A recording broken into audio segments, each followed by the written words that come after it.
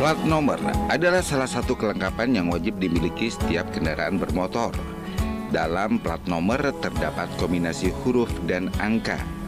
Huruf di awal kombinasi menunjukkan kode wilayah kendaraan yang dimulai dari A hingga Z. Pernahkah terfikir jika tidak ada huruf C di plat nomor Indonesia?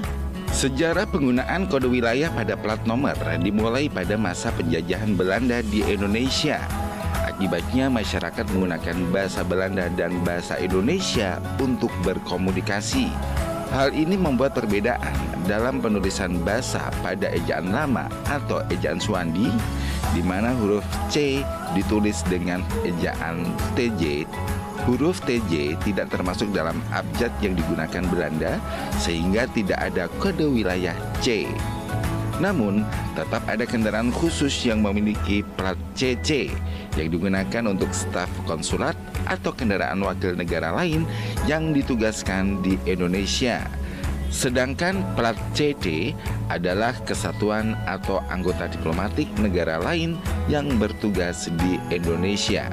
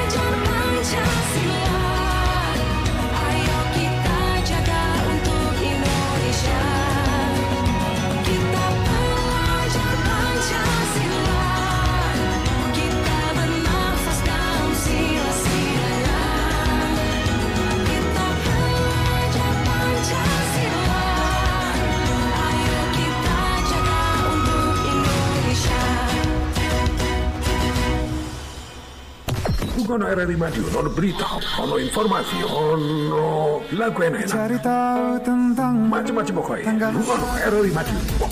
Songo, bitu. Pro 1. RRI Madiun. Channel ini bisa didengarkan dengan kualitas audio lebih baik. Download aplikasi RRI Play Go di smartphone. RRI Play Go, satu aplikasi untuk mendengarkan RRI se-Indonesia, siaran luar negeri, saluran musik Channel 5. Menyaksikan siaran RRI yang divisualkan, RRI Net, informasi terakurat RRI Online, RRI 30 Detik, RRI Max, Beyond, dan editorial Pro 3. Mendengar, menonton, dan membaca berita cukup di satu aplikasi. RRI Playgo. Radio adalah media pemersatu bangsa. Ayo dengar radio, satu suara berjuta telinga. Saya Joko Widodo, Presiden Republik Indonesia. Anda masih mendengarkan RRI Radio Tangga Bencana COVID-19.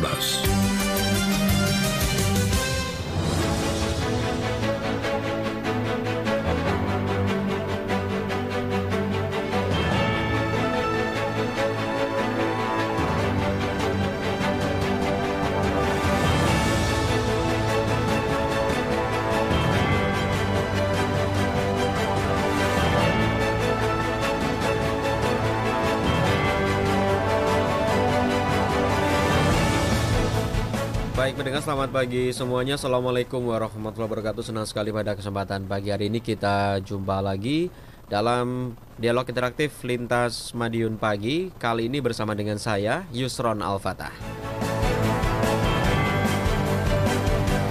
Baik, kita berjumpa di kesempatan hari ini pendengar di edisi hari Selasa 12 Juli 2022 bertepatan dengan Hari Koperasi Nasional. Untuk itu topik kita pagi ini kita akan berbincang terkait dengan transformasi koperasi untuk ekonomi berkelanjutan. Jauh bagaimana kemudian koperasi harus bertransformasi, kita akan simak terlebih dahulu informasi pengantar berikut ini. Wali Kota Madiun Maidi meminta keberadaan koperasi harus terus eksis di masa pandemi COVID-19 yang berkepanjangan. Jika koperasi hebat, maka ekonomi akan tumbuh dengan kuat. Hal itu sejalan dengan peringatan Hari Koperasi Indonesia yang diperingati setiap 12 Juli, yang tahun ini mengambil tema pemulihan ekonomi melalui kedaulatan pangan dan energi bersama koperasi. Maidi mengatakan pengurus koperasi harus bersiap menghadapi lompatan ekonomi tersebut, mulai menyiapkan pinjaman permodalan bagi anggota dan dunia usaha untuk melebarkan jenis usahanya. Ini karena banyak pelaku usaha yang terkena dampak akibat pandemi COVID-19. Hari koperasi ini harus ditingkatkan karena apa? Koperasi ini usaha bersama kan ya. Kalau usaha bersama ini berhasil baik, keuntungan kan untuk bersama. Maka hari koperasi ini apa tujuannya? Kalau tujuannya itu untuk mensejahterakan warga dan mensejahterakan pengurus yang banyak ini, yang sekarang belum sejahtera, itu harus ditinjau kembali ada apa. Saya minta itu harus dicek kembali. Maidi menegaskan perlu adanya ini penting karena banyak koperasi gagal berkembang karena dua hal tersebut. Secara struktural, artinya mulai dari susunan organisasi hingga orang yang menjabat harus berkompeten dan bertanggung jawab. Selain itu, butuh penguatan di bidang substansinya, yakni aturan yang jelas dan tegas. Pengelola koperasi juga harus lihai memanfaatkan teknologi komunikasi untuk mengakses informasi hingga media promosi. Hal itu menurutnya penting agar usaha yang dijalankan optimal. Karena itu ia mendorong koperasi harus terus berkembang dan melaju pesat untuk memberikan manfaat bagi masyarakat. Eka Bulan, RRI Madiun melaporkan. Wali Kota Madiun Maidi meminta Ya, tadi laporan reporter kami Eka Wulan terkait dengan bagaimana komentar, tanggapan atau harapan dari Wali Kota Madiun Media untuk koperasi semakin bisa menjadi sokok guru perekonomian masyarakat untuk jangka panjang. Untuk membahasnya pagi ini sudah bergabung bersama dengan kami dua narasumber. Yang pertama yang langsung hadir di studio program 1 RRI Madiun, saya sapa ada Bapak Dr. Andes Sumarsono MSI, Majelis Pakar Dekopinda Kota Madiun yang juga merupakan pengamat ekonomi dan koperasi, konsultan ekonomi dan bisnis, dosen Amkop Tantular Madiun. Selamat pagi Pak Sumarsono, Assalamualaikum. Waalaikumsalam warahmatullahi wabarakatuh. Selamat pagi Mas.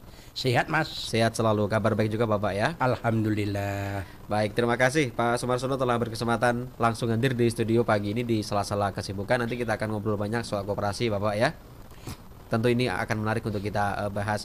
Dan juga bergabung bersama dengan kami melalui aplikasi sambungan Zoom Kepala Bidang Koperasi dan Usaha Mikro di Snaker KUKM Kota Madiun, Pak Marianto. Selamat pagi, Assalamualaikum Pak Marianto. Selamat pagi Mas, Assalamualaikum warahmatullahi wabarakatuh. Selamat pagi Pak Marsona, sehat selalu. Alhamdulillah Pak Marianto. Baik, terima kasih juga Pak Marianto telah bergabung ya dalam kesempatan pagi hari ini. Kita nanti juga akan ingin tahu bagaimana kemudian dukungan dan support pemerintah Kota Madiun untuk perkembangan koperasi yang ada di wilayah Kota Madiun. Oke, baik. Ini kalau kita berbicara koperasi, saya ke Pak Sumarsono terlebih dahulu ya. Koperasi ini kan sesuatu yang tidak asing lagi bagi masyarakat Indonesia, bahkan digadang-gadang menjadi sokok guru perekonomian. Sedikit kita berbicara soal filosofi koperasi itu sebetulnya apa sih Pak Sumarsono? Iya, koperasi filosofinya adalah dari anggota, oleh anggota, dan untuk anggota. Seperti yang diharapkan oleh Wali Kota Madiun tadi, dengan berdirinya koperasi diharapkan anggota adalah bisa sejahtera. Oleh karena itu diperlukan sumber daya manusia yang berkualitas dan berkompetensi terhadap koperasi. Pengurus koperasi yang diberi mandat atau mendapat amanah untuk mengurus koperasi adalah harus mengetahui jati diri koperasi itu sendiri. Sehingga dengan jati diri koperasi, bahwa berdirinya koperasi adalah mempunyai niat yang baik, mempunyai niat yang ikhlas untuk mensejahterakan daripada anggota. Sehingga pengurus itu segala kegiatan, segala usahanya itu harus berorientasi pada kesejahteraan daripada anggota. Begitu Mas. Oke, dari anggota, oleh anggota, dan nanti kemudian untuk anggota. Iya. Tapi kalau kita berbicara falsafah itu nih Pak Sumarsono, iya, dalam konteks zaman saat ini relevan gak sih? Iya. Koperasi masih kita gunakan karena kan masyarakat berlomba-lomba untuk memperkaya diri sendiri di era ekonomi yang sangat bebas saat ini. Itulah Mas yang membedakan pelaku perekonomian di Indonesia. Kan pelaku perekonomian di Indonesia itu ada 3. Yang pertama adalah badan usaha milik negara, yang kedua adalah swasta, yang ketiga adalah koperasi. Sudah barang tentu filosofinya ketiga pelaku perekonomian itu adalah berbeda. Kalau koperasi tadi saya katakan bahwa anggota koperasi, pengurus koperasi, pengawas koperasi harus mempunyai jati diri pada koperasi, itu ya harus relevan Mas. Itu masalah kompetisi itu adalah berbeda lagi. Kalau kompetisi adalah kita harus berani bersaing. Makanya tadi dikatakan bahwa pengurus harus mempunyai kompetensi terhadap hal itu. Apalagi pada saat sekarang ini adalah zaman 4.0. Ya. Di mana semua orang adalah harus menggunakan internet. Maka kalau nggak bisa menyesuaikan diri, kalau dalam bahasa ekonominya adalah berliberalisasi dengan perkembangan ilmu pengetahuan, mereka akan tertinggal. Nah, tapi di dalam koperasi sendiri jangan sampai perkembangan koperasi itu adalah larut di dalam perkembangan ilmu pengetahuan dan teknologi, tetapi adalah jati dirinya adalah terkikis. Jadi antara jati diri koperasi dengan perkembangan ilmu pengetahuan bisa-bisa dipakai untuk mengembangkan koperasi itu sendiri Mas. Ya, bagaimana Pak Sumarsono langkah koperasi untuk menghadapi tantangan zaman di 4.0 dan tadi yang sempat Anda katakan tidak larut ya dalam konteks ekonomi yang sangat liberal saat ini. Iya. Iya Mas, memang dari gerakan koperasi itu bekerja sama dengan dinas koperasi baik yang berada di pusat maupun daerah ya. Untuk memajukan tersebut bersinergi bahwa di Kementerian Koperasi sendiri yang dijabarkan ke daerah itu ada tawaran 1.000 aplikasi yang sifatnya praktis bisa digunakan oleh koperasi. Ya, di dalam koperasi sendiri memang kalau ingin berkembang harus mengikuti perkembangan ilmu pengetahuan dan teknologi tersebut. Tapi sebenarnya koperasi itu ada 2 di dalam pengelolaan. Yang pertama adalah secara manajerial. Bagaimana usahanya untuk untuk mesejahterakan anggota itu bagiannya pengurus. Tapi kalau di dalam koperasi itu kalau ingin berkembang ya harus mengangkat manajer, sehingga manajer itu adalah hanya mengurusi daripada usaha koperasi. Dan manajer ke bawah itu harus mampu memahami daripada perkembangan ilmu pengetahuan dan teknologi seperti saat ini, Mas. Jadi ya harus dibedakan. Kalau mungkin pengurus itu adalah hanya mengurusi organisasi dan kesejahteraan anggota, tapi yang pelaku usaha itu adalah manajer yang diangkat oleh pengurus, begitu, Mas. Oke, jadi penguatan di sisi manajemen ya, iya, Pak Sumarsono, agar operasi tetap bisa bertahan dan juga bisa menjawab tantangan zaman. Iya. Oke, baik, saya ke Pak Marianto, Kepala Bidang Koperasi dan Usaha Mikro di Snaker KUKM Kota Madiun. Pak Marianto, kondisi koperasi di Kota Madiun saat ini seperti apa sih, Pak? Saya ingin gambarannya. Ya, Pak Isron, perlu kami sampaikan bahwa koperasi yang ada di Kota Madiun sampai saat ini itu jumlah koperasi yang aktif itu ada 154, Pak. Oke. Dari 154 ini memang kebanyakan koperasi yang ada di Kota Madiun ini itu kebanyakan bergerak di usaha simpan pinjam. Hampir 97% itu bergerak di usaha simpan pinjam. Kemudian yang koperasi pemasaran yang ada di Kota Madiun ini itu baru 2, Pak. Oke. Kemudian upaya-upaya kita bagaimana koperasi yang ada di Kota Madiun ini jangan hanya fokus pada di kegiatan usaha simpan pinjam, tapi dia juga harus bisa mengembangkan kegiatan usaha yang lain.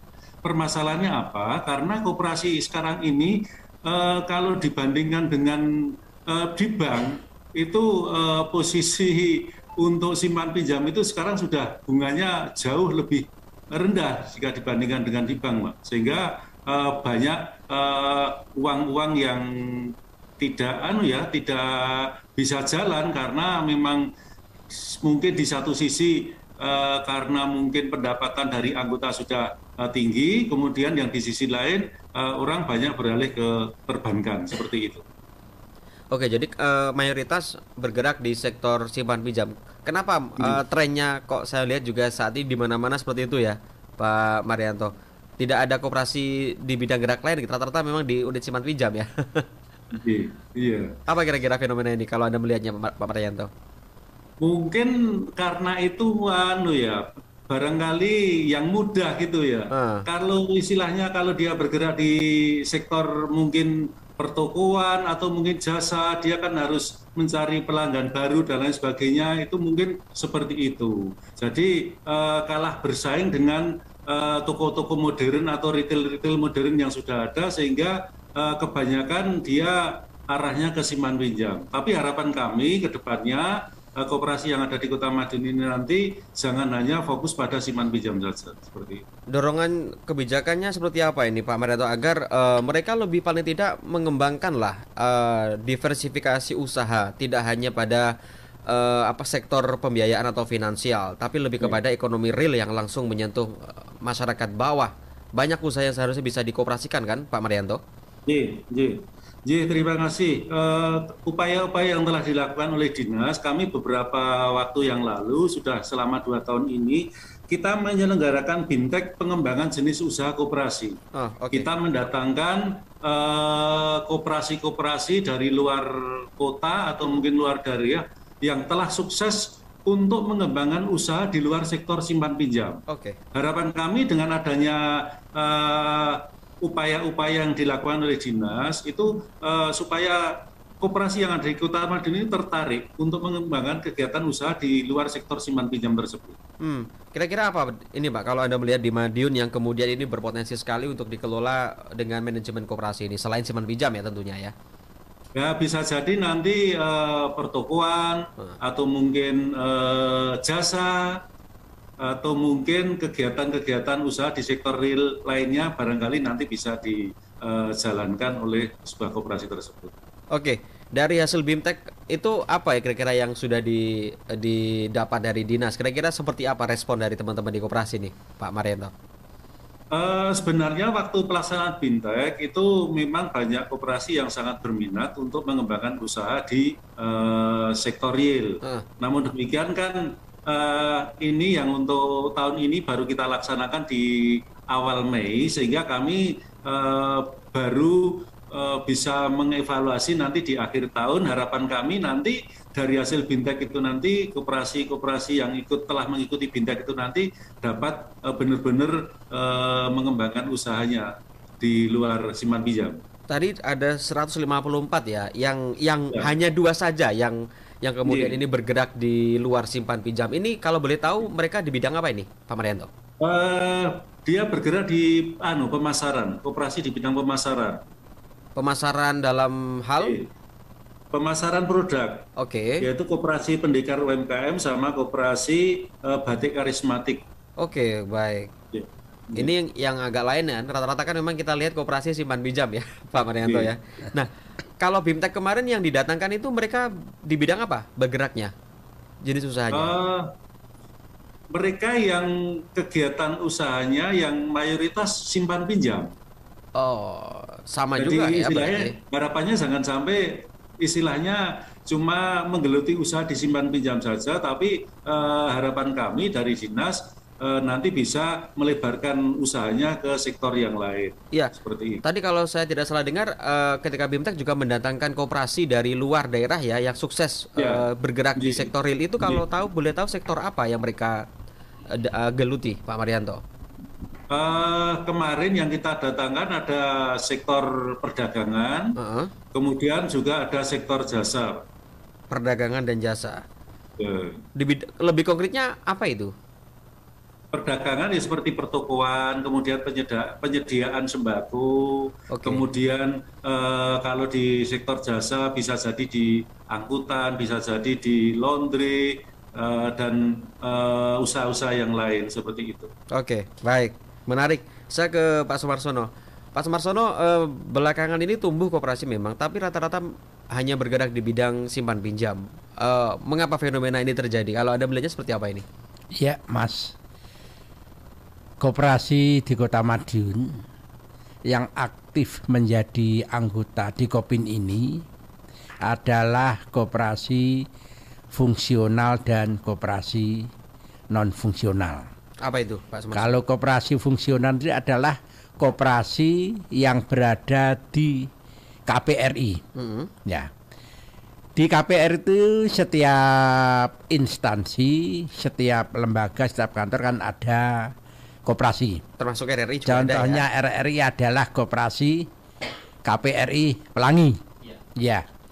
Memang kalau kita cermati bahwa KPRI ini adalah dari anggota untuk anggota, oleh anggota ya untuk pegawai negeri itu.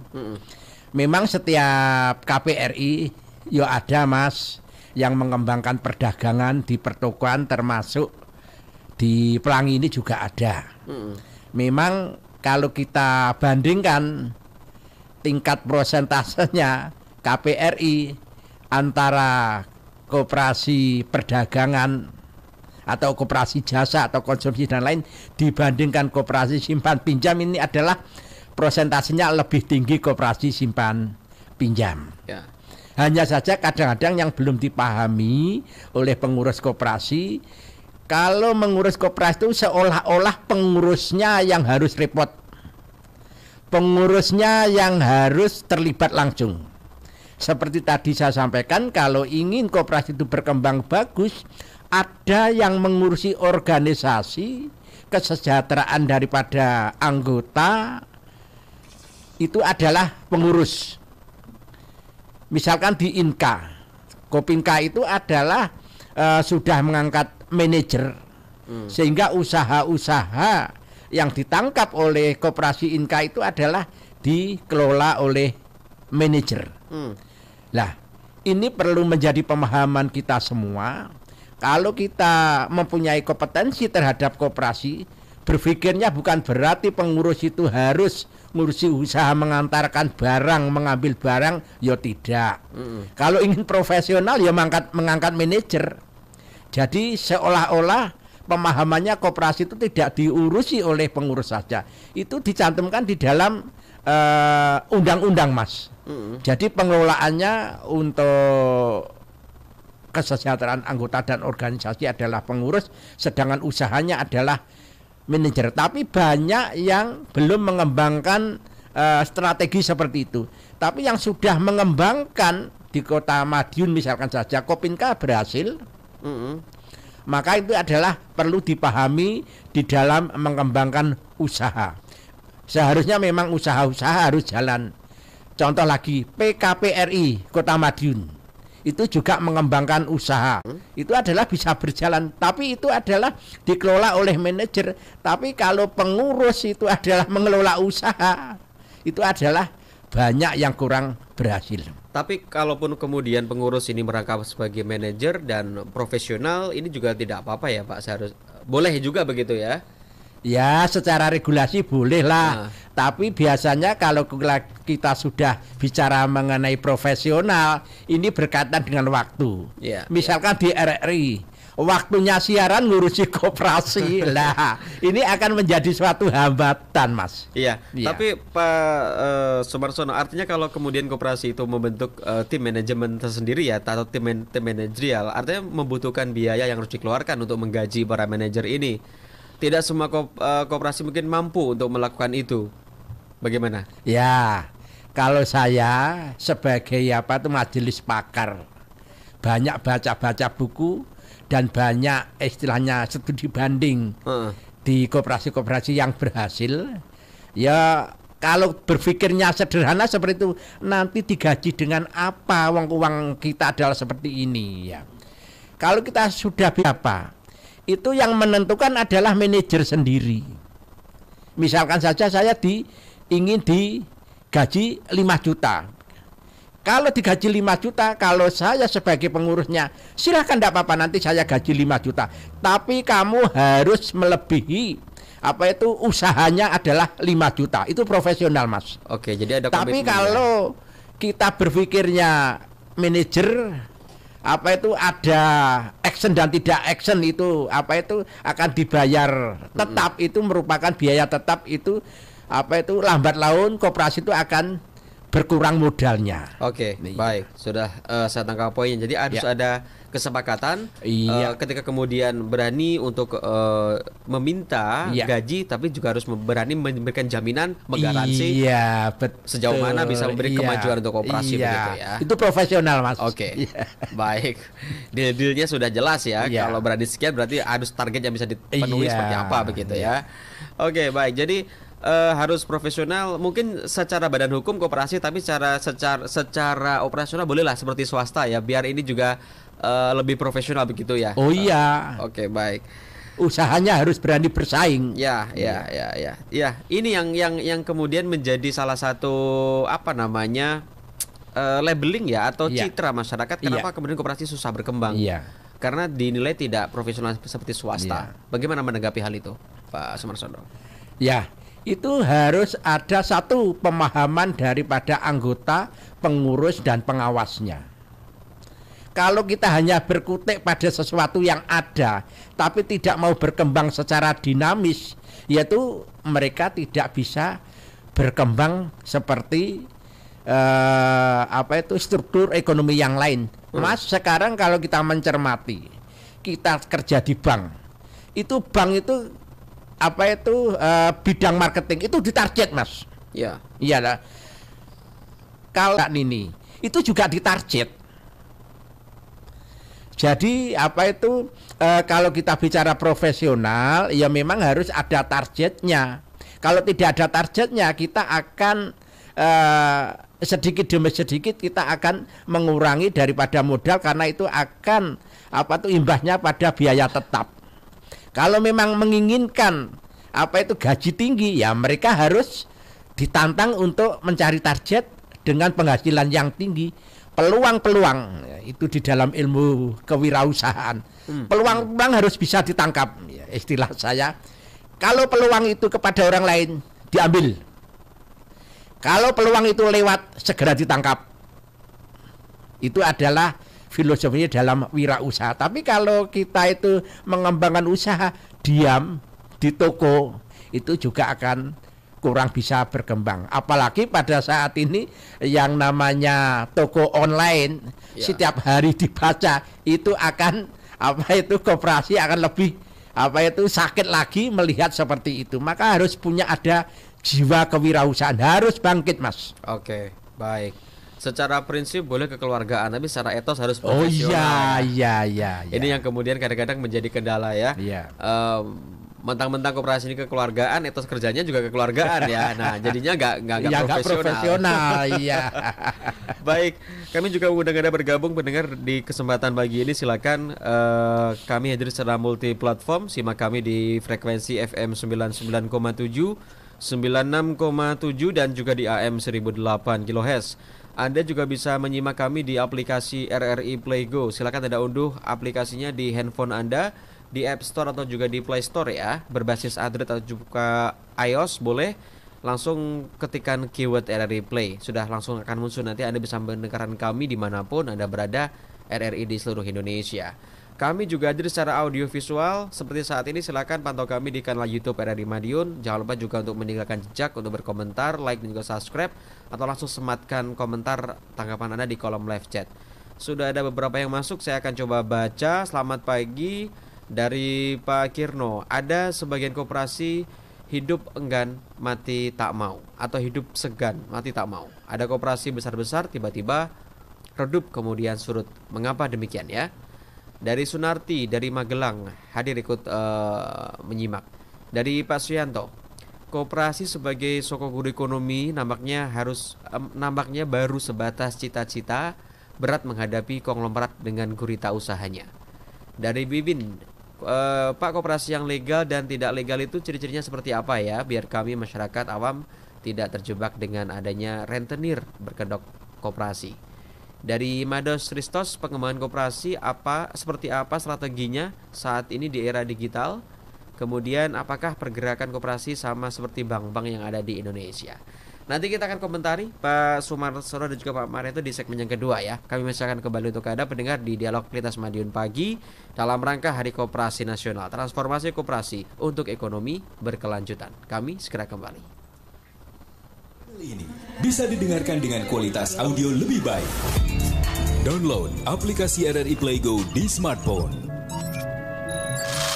RRI Play Go, satu aplikasi untuk mendengarkan RRI se-Indonesia, siaran luar negeri, saluran musik Channel 5, menyaksikan siaran RRI yang divisualkan, RRI Net, informasi terakurat RRI Online, RRI 30 Detik, RRI Max, Beyond, dan editorial Pro 3. Selamat datang di era digital RRI. Kini, mendengar, menonton, dan membaca berita cukup di satu aplikasi. RRI Play Go.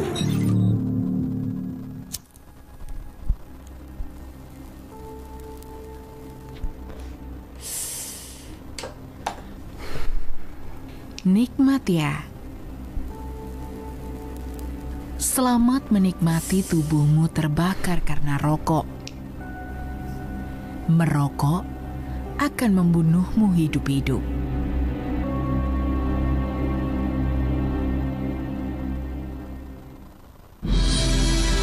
Radio adalah media pemersatu bangsa. Ayo dengar radio, satu suara berjuta telinga. Saya Joko Widodo, Presiden Republik Indonesia. Channel ini bisa didengarkan dengan kualitas audio lebih baik. Download aplikasi RRI Play Go di smartphone. RRI Play Go, satu aplikasi untuk mendengarkan RRI se-Indonesia, siaran luar negeri, saluran musik Channel 5, menyaksikan siaran RRI yang divisualkan, RRI Net, informasi terakurat RRI Online, RRI 30 Detik, RRI Max, Beyond, dan editorial Pro 3. Selamat datang di era digital RRI. Kini, mendengar, menonton, dan membaca berita cukup di satu aplikasi. RRI Play Go.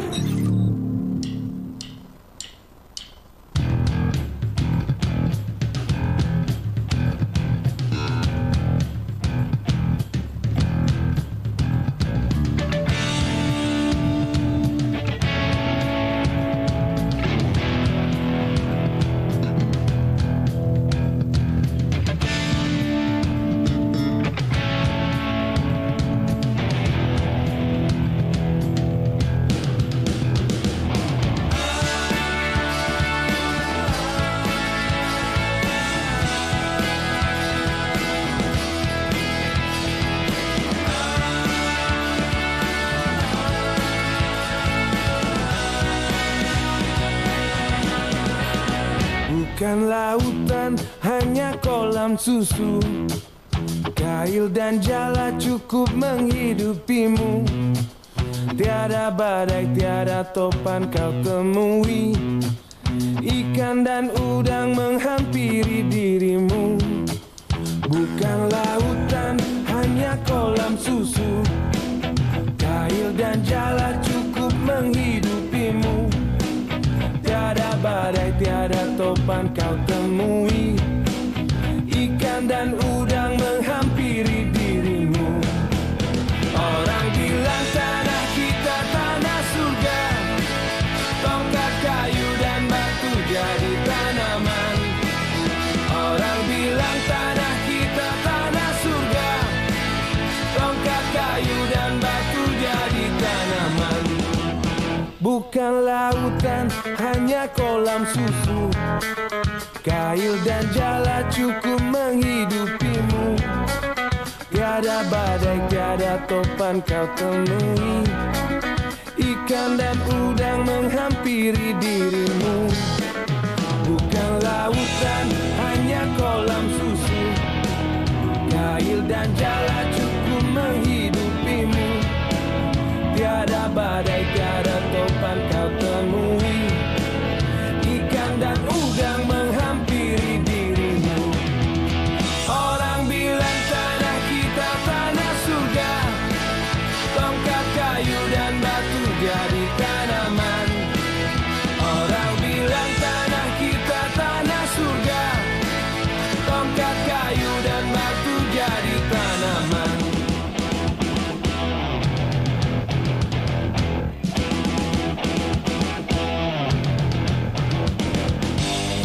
Nusantara, negeri yang indah dan permai. Sekeping surga di Katulistiwa. Untayan Ratna Mutu Manikam.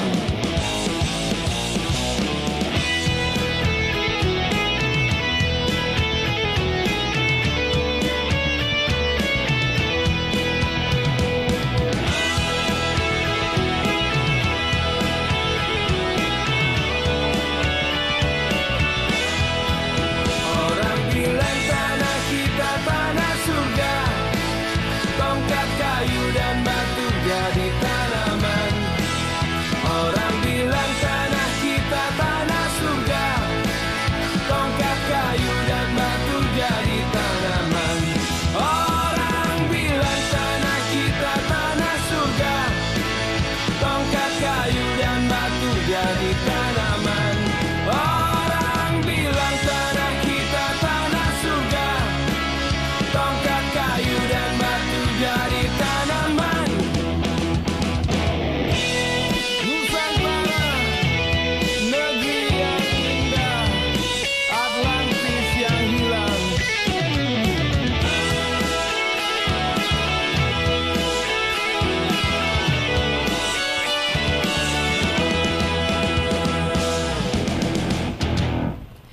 Ya, 99,71 Radio Madiun mendengar masih dalam dialog lintas Madiun pagi hari ini. Transformasi koperasi untuk ekonomi berkelanjutan, pemulihan ekonomi melalui kedaulatan pangan dan energi bersama koperasi. Itu ya tema koperasi tahun 2002 kali ini, pemulihan ekonomi melalui kedaulatan pangan dan energi bersama koperasi. Ini menjadi penting karena koperasi sebetulnya salah satu badan usaha yang kadang-kadang bisa menjadi sokoguru karena karakteristik masyarakat Indonesia yang memang suka bergotong royong begitu. Apalagi Wakil Presiden RI pertama, Bapak Koperasi, Bapak Hatta, ini juga mendorong bagaimana koperasi bisa menjadi model ekonomi yang bisa menjadi tulang punggung banyak masyarakat di Indonesia. Kita masih bersama dengan Pak Sumarsono, Majelis Pakar Dekopinda Kota Madiun, dan juga Pak Marianto, Kepala Bidang Koperasi dan Usaha Mikro di Snaker KUKM Kota Madiun. Pak Marianto dan juga Pak Sumarsono, kita akan coba komentari beberapa masyarakat yang sudah bergabung ya di kolom komentar kita pada pagi hari ini. Ada sebagian koperasi hidup enggan mati tak mau, ada koperasi yang besar tiba-tiba surut dan juga redup. Mengapa ya? Saya ke Pak Marianto terlebih dahulu. Pak Marianto, dari 154 koperasi ini posisinya mereka on fit Sehat semua atau bagaimana kondisinya? Terima kasih. Dari 154 koperasi yang ada di Kota Madiun, ini posisinya semua aktif. Oke. Semua aktif. Jadi memang sesuai dengan data yang dimasukkan di dalam data di Kementerian, di online data system, manakala koperasi selama 2 tahun berturut-turut tidak melaksanakan kegiatan rapat anggota tahunan atau RAT, maka untuk sementara koperasi tersebut akan di-off-kan dari ODS atau online data system. Sehingga koperasi dari 154 itu alhamdulillah semua aktif. Berarti dari angka tersebut di luar itu masih banyak koperasi yang saat ini ada tapi dalam kondisi tidak aktif ya. Kira-kira ada berapa angkanya di luar 154 itu Pak Marianto, kalau mungkin Anda pernah menghimpun begitu? Kita kurang lebih sekitar 300-an. Oh, banyak sekali, separuhnya ya berarti yang tidak aktif ya Pak Marianto ya. Rata-rata mereka matinya kenapa tidak aktifnya Pak Marianto? Tidak RAT? Bervariasi, kebanyakan ya karena memang pengelolaannya tidak serius, kemudian banyak kredit macet, kemudian pengurus juga sudah tidak aktif lagi, sehingga macam-macam lah permasalahan-permasalahan yang ada di sekian banyak koperasi tersebut yang tidak aktif. Apakah mereka juga rata-rata bergerak di bidang simpan pinjam, Pak Marianto? Iya. Atau jangan-jangan yang 154 ini adalah mereka yang mati kemudian ganti baju, bikin lagi? Oh tidak ya. Jadi gini, perlu kami sampaikan Pak, terkait dengan koperasi. Tadi disampaikan oleh Pak Marsono, sebenarnya kan saya sampaikan mayoritas bergerak di simpan pinjam, tapi sebenarnya ada beberapa koperasi yang memiliki kegiatan usaha lebih dari 1 unit usaha, mungkin pertokoan, mungkin jasa dan lain sebagainya. Tapi mayoritas itu yang dia utamakan itu di simpan pinjamnya, seperti itu. Biasanya mungkin namanya KSU ya, koperasi serba usaha begitu ya biasanya ya. Ya, ada juga yang kalau dia cuma memiliki 1 kegiatan unit usaha, mestinya dia harus KSP. KSP ya, oke. Tapi kalau unitnya banyak bisa menggunakan KSU ya, serba usaha. Oke. Dari Pak Suyanto saya baca kembali yang sudah masuk di kolom live chat YouTube kita. Koperasi sebagai soko guru ekonomi nampaknya baru sekedar cita-cita, berat menghadapi konglomerat dengan gurita usahanya. Saya ke Pak Sumarsono kalau begitu. Ada yang pendengar kita menanggapinya seperti itu. Bagaimana tanggapan Anda Pak Sumarsono? Memang struktur organisasi perekonomian di bidang koperasi itu kan memang sangat ideal, Mas. Jadi ada sisi sosialnya, juga ada sisi bisnisnya. Kalau tadi disampaikan banyak konglomerat yang melalang buana berhasil, itu berpikirnya kan berpikir kapitalis, hanya modal dan sebagainya. Tapi kalau di koperasi itu ada sisi-sisi sosialnya. Tapi nggak boleh loh koperasi dianggap organisasi sosial, nggak boleh. Ya, ada sisi-sisi sosialnya untuk anggota.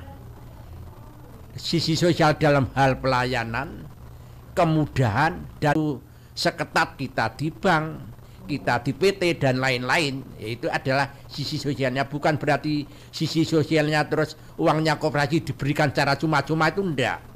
Pelayanannya, kekeluargaannya itu adalah sisi sosial. Ya memang kedua pelaku usaha di bidang swasta maupun di bidang koperasi itu mempunyai karakteristik yang berbeda. Kalau nggak mempunyai karakteristik berbeda, ini adalah koperasi akan berpikir secara kapitalis gitu, Mas.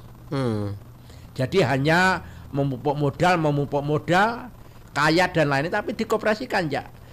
Tolok ukurnya keberhasilan koperasi itu adalah kesejahteraan anggota, bukan SHU, Mas. Dari kesejahteraan anggota baru itu adalah SHU. Jadi tolok ukurnya keberhasilan itu bukan besarnya SHU, tapi kesejahteraan daripada anggota, baik di bidang finansial maupun di bidang pelayanan, Mas. Gitu, Mas. Oke. Jadi tolak ukurnya suksesnya koperasi adalah bagaimana kesejahteraan anggota ya. Ya. Bukan dari SHU-nya. Iya, bukan. Oke. Jadi bukan selalu harus profit orientasi begitu ya, Pak? Iya. Sedikit saya memahami ya. Oke, baik. Kemudian dari Wiwineka, Pak, koperasi yang legal dan tidak legal itu ciri-cirinya seperti apa? Biar kami masyarakat awam ini tidak terjebak dengan adanya rentenir berkedok koperasi. Mungkin Pak Marianto bisa menanggapi pengawasannya seperti apa, Pak? Terima kasih. Untuk koperasi yang legal itu otomatis koperasi itu harus berbadan hukum yang dikeluarkan sekarang ini oleh Kemenkumham. Kemudian koperasi itu harus memiliki anggaran dasar dan anggaran rumah tangga.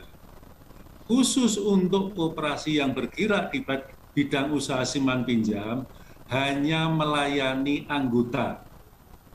Makanya sekarang ini banyak pinjaman-pinjaman online di mana mereka ini tidak memiliki legalitas atau istilahnya koperasi fiktif lah, seperti itu. Makanya kami harap warga masyarakat untuk berhati-hati terhadap koperasi-koperasi yang tidak memiliki legalitas yang resmi.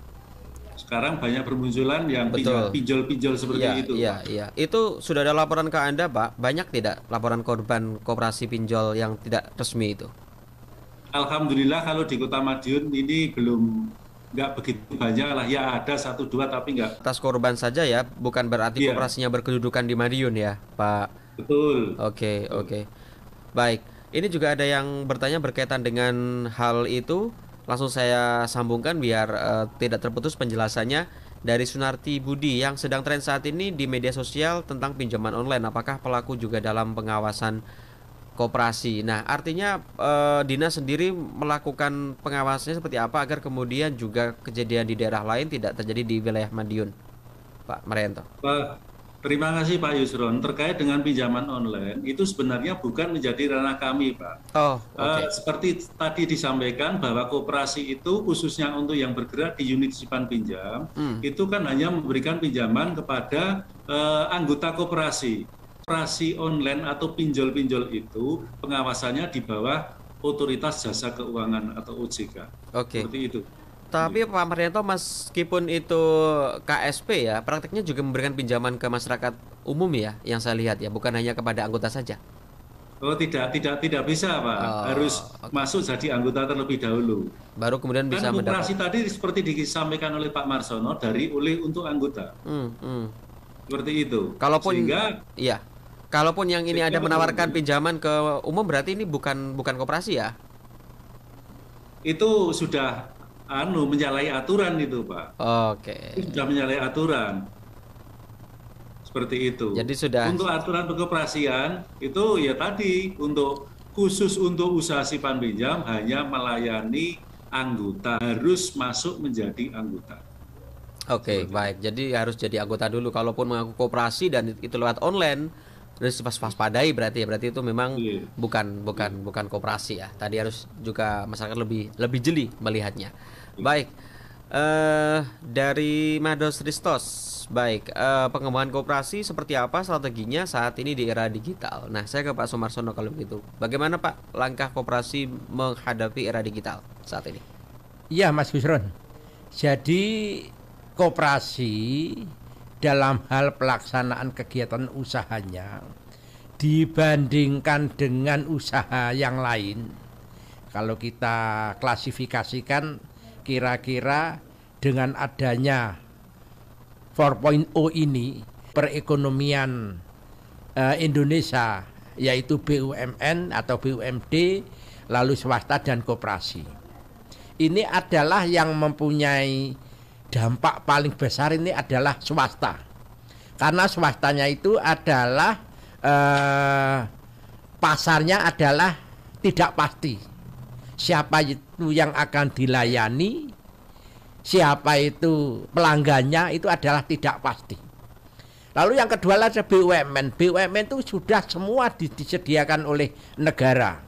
Maka digital lebih dahulu itu adalah sudah dilakukan oleh BUMN. Sekarang contohnya jalan tol, Mas. Jalan tol itu sudah mulai menggunakan digital lebih dahulu. parkir dan lain-lain. Sebenarnya untuk koperasi, karena koperasi itu sifatnya adalah kekeluargaan dan pangsa pasarnya sudah tetap, harapannya untuk pengembangan ilmu pengetahuan di bidang digital itu adalah bisa menunjang. Sebenarnya di koperasi itu tidak perlu marketing kok, Mas. Iya. Ya tidak perlu marketing. Karena sudah ada anggotanya. Iya, sudah ada anggotanya. Setiap saat mesti akan akan RAT, RAK, lalu ada informasi di tokonya koperasi atau sekretariat.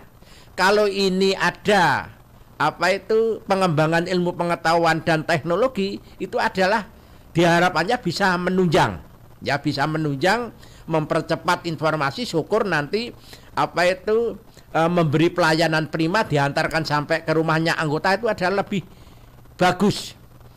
Maka koperasi sendiri tidak boleh alergi terhadap perkembangan ilmu pengetahuan dan teknologi, harus bisa beradaptasi, harus bisa menyesuaikan diri. Dalam bahasa ekonomi harus berliberalisasi dengan konsep-konsep yang tadi saya sampaikan dari Kementerian Kementerian Koperasi membuka peluang beberapa akun, terus pelatihan kita bekerja sama dengan dinas, ya harus materinya sesuai dengan perkembangan teknologi. Jangan sampai gerakan maupun dinas memberi pelatihan materinya sudah usang, ya harus bisa menyesuaikan diri sehingga nanti upgrade-nya berpikir orang-orang koperasi bisa menyesuaikan dengan perkembangan ilmu pengetahuan dan teknologi, Mas Gusur. Oke, tadi juga Pak Marianto juga mengatakan sudah ada beberapa bimtek ya untuk bagaimana kemudian mengajak koperasi lebih bisa mengupgrade diri mereka masing-masing dengan teknologi yang ada. Oke, saya baca kembali dari pendengar kita dari Maria Dorita. Apakah pergerakan koperasi sama seperti bank-bank yang ada di Indonesia? Siapa yang mau mengomentari, Pak Smarson lagi mungkin? Oke. Lembaga perbankan sama koperasi itu adalah berbeda. Perbankan bisa juga ikut BUMN, bisa juga ikut swasta. Sekarang yang bank swasta yang berkembang juga banyak, Mas. Nah, lembaga perbankan ini adalah di bawah naungan OJK. Lalu koperasi adalah di bawah pembinaan Kementerian Koperasi. Itu adalah harus bisa membedakan. Tadi disampaikan antara koperasi legal dan ilegal. Nah, sedikit tadi banyak disampaikan oleh Pak Marianto, memang kalau koperasi legal itu adalah koperasi harus berbadan hukum, mempunyai regulasi yang lengkap. Tapi dalam fenomena tadi Mas Gusron menyampaikan ada koperasi yang berbuat seolah-olah adalah seperti bank. Memang kadang-kadang kami sendiri melihat fenomena ada koperasi yang berbadan hukum koperasi, dalam prakteknya manajemennya itu manajemen perbankan, Mas. Memberikan pinjaman. Iya, memberi pinjaman itu juga ada. Tapi tadi sampaikan oleh Pak Marianto, kalau memang ada koperasi seperti itu adalah melanggar hukum. Sekali lagi, itu adalah melanggar hukum, perlu dibina, perlu diluruskan. Maka kami bersinergi dengan dinas itu sering mengadakan istilah saya adalah konsultasi manajemen koperasi, KMK. Itu setiap tahun itu adalah gerakan koperasi dengan dinas itu bersinergi, mendatangi koperasi simpan pinjam. Kalau yang masih seperti itu ya nanti kami menyarankan dari Majelis Pakar Dikopin Kota Madiun itu badan hukumnya harus dievaluasi. You pilih bank atau you pilih koperasi. Kalau you pilih bank ya harus berorientasi pada OJK. Regulasinya harus sesuai dengan aturan-aturan daripada OJK. Tapi kalau you memilih koperasi ya harus taat aturan-aturan daripada koperasi. Itu yang banyak kita temui ya, Pak. Iya. Karena masyarakat kalau ke bank mungkin agak ribet ya, kalau ke koperasi agak simpel. Karena kekeluargaan tadi agak mudah syarat-syaratnya. BPKB segala macam tidak perlu mantri segala macam, cair langsung.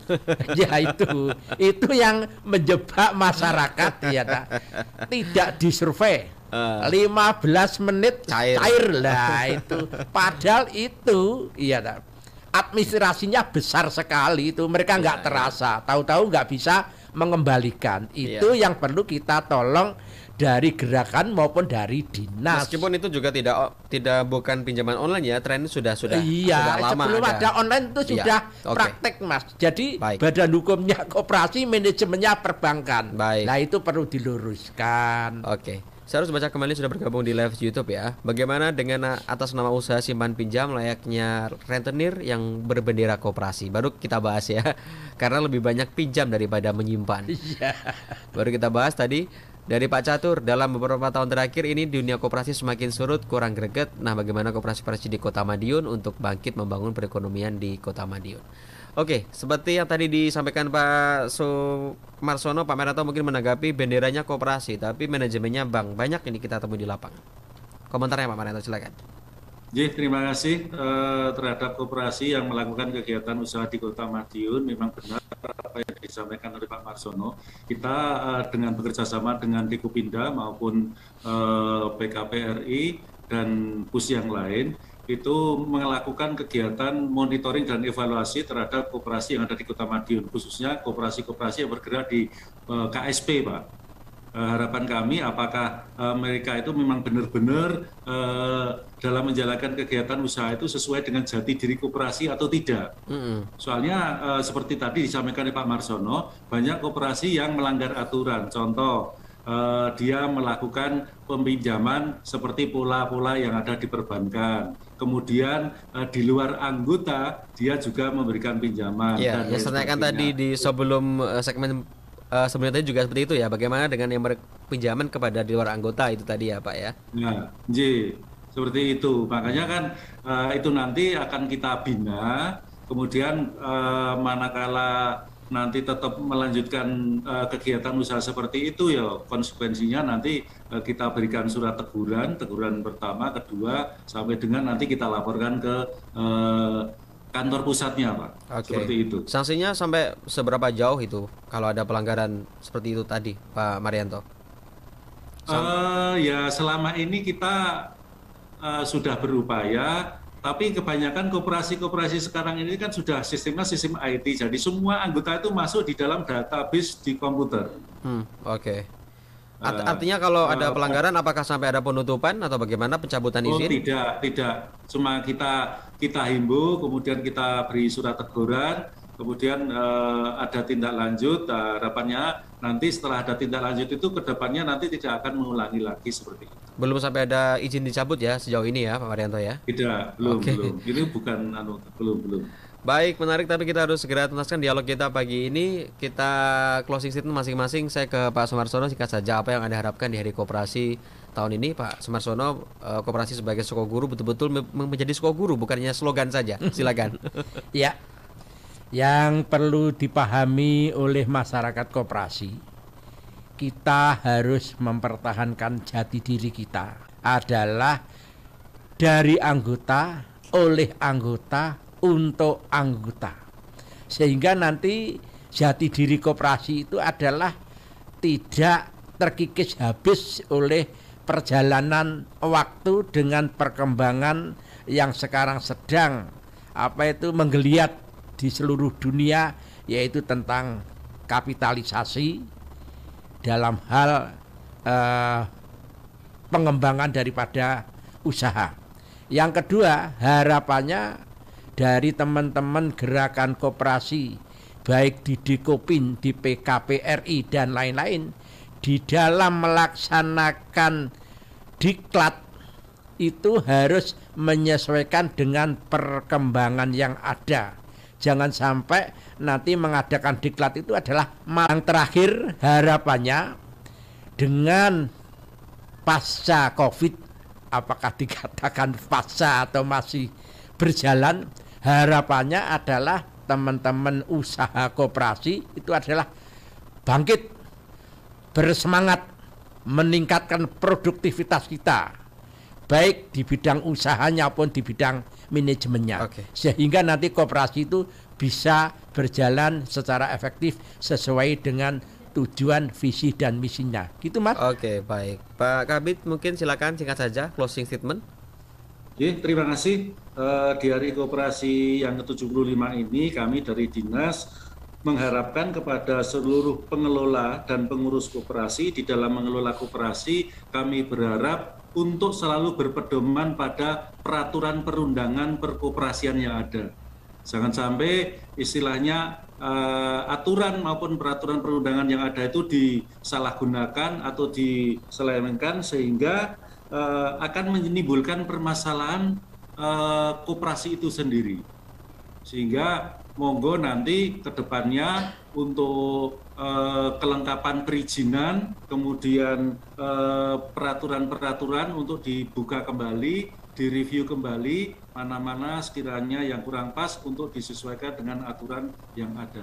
Oke, baik. Terima kasih Pak Marianto, Kepala Bidang Koperasi dan Usaha Mikro di Snaker KUKM Kota Madiun, dan juga Pak Sumarsono, Majelis Pakar Rekopinda Kota Madiun untuk kesempatan berbincang pada pagi hari ini. Kita berharap koperasi betul-betul menjadi sokong guru ekonomi bangsa dan bukan hanya slogan ya. Selamat Hari Koperasi 2022. Terima kasih, kami akhiri. Selamat pagi. Assalamualaikum warahmatullahi wabarakatuh dan sampai jumpa. Waalaikumsalam warahmatullahi wabarakatuh.